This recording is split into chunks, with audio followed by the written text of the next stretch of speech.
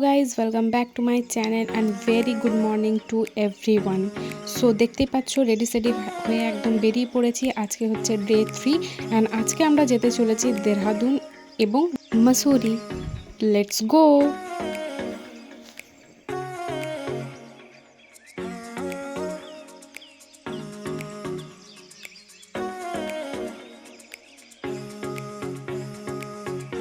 মর্নিংয়ে breakfast complete করার পর একদম দেখতে পাচ্ছ বাসে উঠে পড়েছি। এবারে যাচ্ছি সুন্দর প্রকৃতির দৃশ্য দেখতে দেখতে উপভোগ করতে করতে আমরা কিন্তু চলে এসেছি দেহরাদুন। সো এখানে আমরা কিন্তু দেহরাদুনে দু একটা জায়গা ঘুরবো এবং তোমাদেরকেও ঘোরাবো।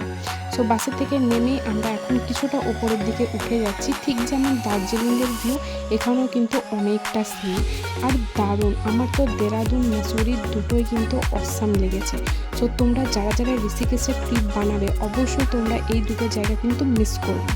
তোমরা দেখতে পাচ্ছ কি সুন্দর বিউটিফুল ভিউ। ও মাই গড।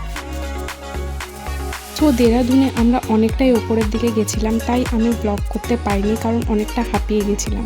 সো দেহরাদুনে দু একটা প্লেস ঘোরার পর আমরা আবার কিন্তু বাসে উঠে পড়েছি। এই যে ভিউটা দেখতে পাচ্ছ এটা হচ্ছে মসুরি যাওয়ার ভিউ। সো আমরা এখন অন দ্য ওয়ে রয়েছি, মসুরি আমরা কিন্তু যাচ্ছি। সো তোমরাও এনজয় করো ব্লগগুলো। আর হ্যাঁ, কেমন লাগছে ব্লগগুলো দেখতে অবশ্যই কমেন্টসে জানাবে।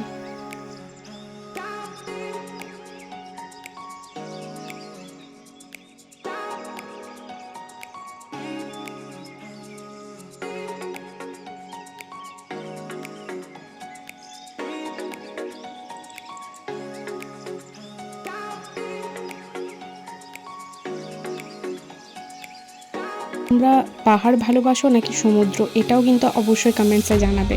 আমার দুটোই ভালো লাগে, বাট পাহাড়টা কেন জানি না একটু বেশি টানে।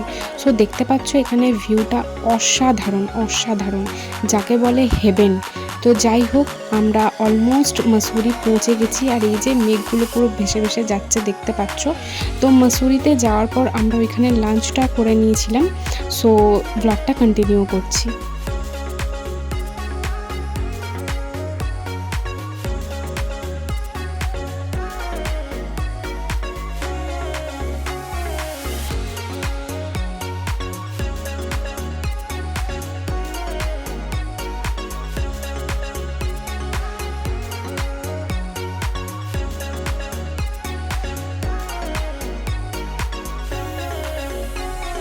অ্যাট লাস্ট আমরা মসুরিতে পৌঁছে এরকম ধরনের ওইখানে পোশাক তোমরা সবাই জানো পাওয়া যায় রেন্টে। তো আমিও এখানে পেয়ার করেছিলাম এবং সুন্দর ফটো তুলেছিলাম। সো দেখা হচ্ছে নেক্সট পার্টে। Thank you so much.